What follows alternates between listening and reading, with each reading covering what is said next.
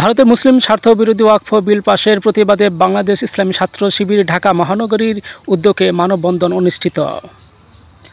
আজ বিকেল ৩টায় রাজধানীর শাহবাগে মানববন্ধন অনুষ্ঠিত হয়। মানববন্ধনে প্রধান অতিথি হিসেবে উপস্থিত ছিলেন কেন্দ্রীয় প্রচার সম্পাদক আজিজুর রহমান আজাদ। বিশেষ অতিথি হিসেবে বক্তব্য রাখেন কেন্দ্রীয় আন্তর্জাতিক সম্পাদক মুতাসিম বিল্লাহ শাহিদী, প্রকাশনা সম্পাদক আবু সাঈদ কায়েম এবং কলেজ সম্পাদক শহীদুল ইসলাম।